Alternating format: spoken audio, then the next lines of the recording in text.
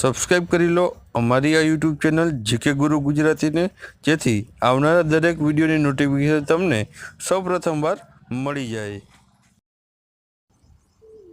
તો નમસ્કાર મિત્રો, સ્વાગત છે તમારું અમારી આ યુટ્યુબ ચેનલમાં. મિત્રો, કાલે આ ચેનલમાં જે એક પોલ મૂકવામાં આવ્યો હતો તેમાં પૂછવામાં આવ્યું હતું કે તમારે કઈ પરીક્ષાને લગતા વિડીયો જોવા છે.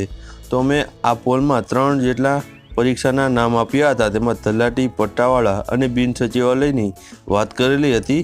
તેમાં સૌથી વધારે જે 52% જે વોટ આપીને તમે તલાટીને સૌથી વધારે વોટ આપ્યો છે.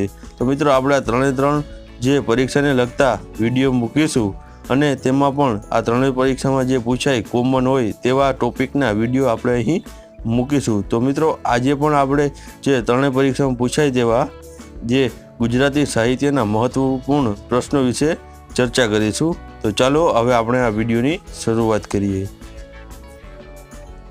ગુજરાતી સાહિત્યકારોના અગત્યના પ્રશ્નો. તો મિત્રો, અહીં આપણે ગુજરાતી સાહિત્યને લગતા મહત્વપૂર્ણ પ્રશ્નો વિશે વાત કરીએ.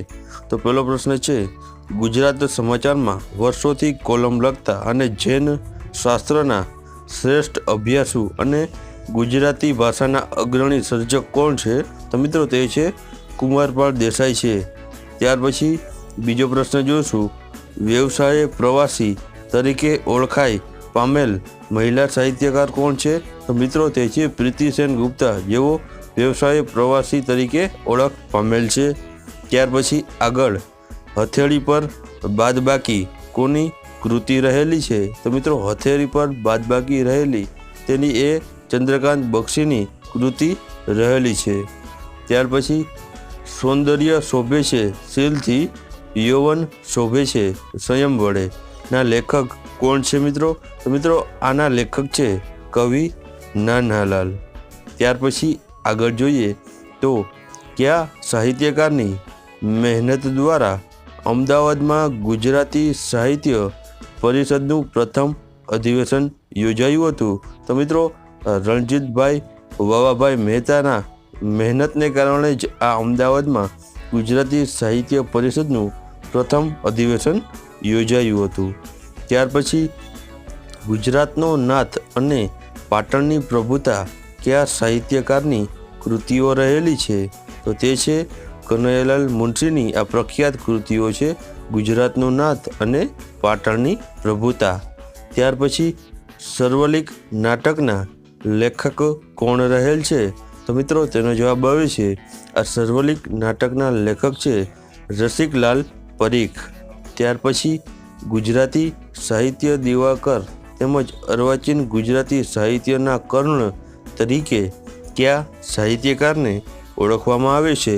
તો મિત્રો, આ ગુજરાતી સાહિત્ય દિવાકર અને અર્વાચીન ગુજરાતી સાહિત્યના કર્ણ તરીકે નરસિંહરાવ દિવેટિયાને ઓળખવામાં આવે છે. ત્યાર પછી આપણો ઘડીક સંઘ આ કૃતિ કયા સાહિત્યકારની રહેલી છે? તો મિત્રો, આપણો ઘડીક સંઘ કૃતિ છે તે દિગીશ મહેતાની રહેલી છે.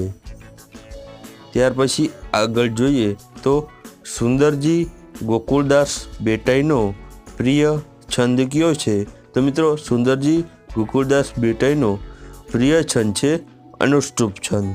ત્યાર પછી સમર્થ હાસ્યકાર તરીકે કયા સાહિત્યકારને ઓળખવામાં આવે છે? તો મિત્રો, સમર્થ હાસ્યકાર તરીકે તે છે રમણભાઈ નીલકંઠ, જે સાહિત્યકાર છે તેમને ઓળખવામાં આવે છે. ત્યાર પછી ડોલન શૈલીના કવિ તરીકે કોણ પ્રખ્યાત રહેલું છે? તો મિત્રો, ડોલન શૈલીમાં જે લખાણ લખે છે તેવા ડોલન શૈલીના પ્રખ્યાત કવિ છે તે છે કવિ નાનાલાલ. ત્યાર પછી મુંબઈ રાજ્યમાં મંત્રી પદ પર રહેનાર સાહિત્યકાર કોણ છે? તો મિત્રો, આ મુંબઈ રાજ્ય જ્યારે હતું, જ્યારે ગુજરાત છૂટું નહોતું પડ્યું, ત્યારે આ મુંબઈ રાજ્યના જે મંત્રી પદ પર રહેનાર સાહિત્યકાર હતા તે હતા કનૈયાલાલ મુનશી. ત્યાર પછી સ્મરણ યાત્રા એ કયા સર્જકની જાણીતી આત્મકથા છે?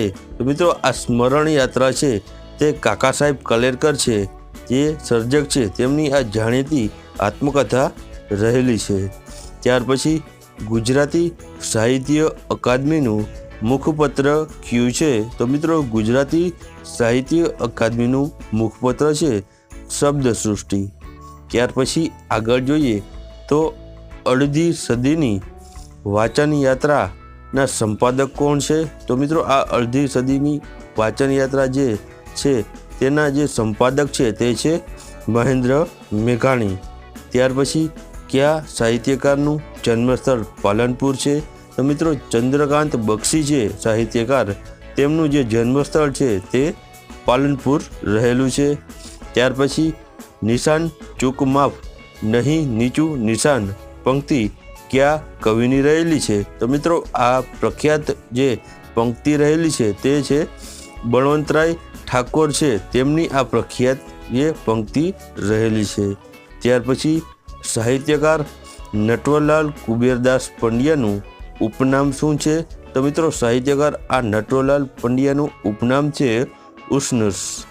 ત્યાર પછી કઈ સાહિત્યિક કૃતિમાં કાળુ, રાજુ, માલી ડોશી વગેરે જેવા પાત્રો આવે છે? તો મિત્રો તે છે માનવીની ભવાઈ છે, તેમાં આ કૃતિમાં કાળુ, રાજુ અને માલી ડોશી જેવા પાત્રો આવે છે. ત્યાર પછી યુગમૂર્તિ વાર્તાકાર તરીકે કયા સાહિત્યકારને ઓળખવામાં આવે છે? તો મિત્રો તે છે રમણલાલ દેસાઈને યુગમૂર્તિ વાર્તાકાર તરીકે પણ ઓળખવામાં આવે છે. ત્યાર પછી રણજીતરામ સુવર્ણચંદ્રક કઈ સંસ્થા દ્વારા આપવામાં આવે છે? તો મિત્રો આ રણજીતરામ સુવર્ણચંદ્રક છે તે ગુજરાતી સાહિત્ય સભા દ્વારા આપવામાં આવે છે. ત્યાર પછી આગળ જોઈએ તો ઇટાલીમાં ઉદ્ભવેલા 14 પંક્તિના ઉર્મી કાવ્યનું સાહિત્ય સ્વરૂપ કયા નામે ઓળખાય છે? તો તે છે સોનેટ તરીકે આ 14 પંક્તિના ઉર્મી કાવ્યને ઓળખવામાં આવે છે. ત્યાર પછી ઝવેરચંદ મેઘાણીની છેલ્લી નવલકથા કઈ હતી? તો મિત્રો ઝવેરચંદ મેઘાણીની છેલ્લી નવલકથા હતી કાળચક્ર. ત્યાર પછી નવનીત સમર્પણ સામાયિક કઈ સંસ્થા દ્વારા બહાર પાડવામાં આવે છે? તો મિત્રો આ નવનીત સમર્પણ સામાયિક છે તે ભારતીય વિદ્યા ભવન નામની સંસ્થા છે, આ તેના દ્વારા બહાર પાડવામાં આવે છે. ત્યાર પછી ગીજુભાઈ બધેકા કયા પ્રકારના સાહિત્ય સાથે સંબંધિત છે? તો મિત્રો ગીજુભાઈ બધેકા છે તે બાળ સાહિત્ય પ્રકાર સાથે સંબંધિત રહેલા છે, એટલે કે તે બાળકોને લગતા સાહિત્યના જે સર્જન તેઓ કરે છે. ત્યાર પછી લોહીની સગાઈ કયા પ્રકારની સાહિત્યિક રચના રહેલી છે? તો મિત્રો લોહીની સગાઈ છે તે નવલિકા પ્રકારની સાહિત્યિક રચના રહેલી છે. ત્યાર પછી ગુજરાત વિદ્યાસભા તરીકે ઓળખાતી સંસ્થા કયા નામે શરૂ થઈ હતી? તો મિત્રો આ ગુજરાત વિદ્યાસભા તરીકે હાલમાં જે ઓળખાય છે સંસ્થા તે સૌપ્રથમ વાર છે તે ગુજરાત વર્નાક્યુલર સોસાયટી તરીકે આ સંસ્થાની શરૂઆત થઈ હતી. ત્યાર પછી ગુજરાતી ભાષાનું પ્રથમ હાઇકુ કોણે લખેલું છે? તો મિત્રો ગુજરાતી ભાષાનું પ્રથમ હાઇકુ છે તે સ્નેહરશ્મિ દ્વારા જે લખવામાં આવ્યું હતું. ત્યાર પછી સૌપ્રથમ ગુજરાતનો ઇતિહાસ કોના દ્વારા લખાયેલો છે? તો મિત્રો સૌપ્રથમવાર ગુજરાતનો જે ઇતિહાસ છે તે પ્રાણલાલ એડલજી ડોસા દ્વારા લખવામાં આવેલો છે. ત્યાર પછી ગુજરાતી લઘુકથાના જનક તરીકે કોને ઓળખવામાં આવે છે? તો મિત્રો ગુજરાતી જે લઘુકથાના જનક તરીકે મોહનભાઈ પટેલને ઓળખવામાં આવે છે. ત્યાર પછી ભીષણ દુષ્કાળને નિરૂપણ કરતી કઈ ગુજરાતી નવલકથા પરથી ફિલ્મ બનેલી છે? તો મિત્રો જે પન્નાલાલ પટેલની જે માનવીની ભવાઈ છે આ નવલકથા ઉપર જે ફિલ્મ બનાવવામાં આવી હતી. તો મિત્રો આ હતા મહત્વપૂર્ણ સાહિત્યના લગતા પ્રશ્નો જે તમને આવનારી દરેક સ્પર્ધાત્મક પરીક્ષાઓ માટે ખૂબ જ ઉપયોગી બનશે.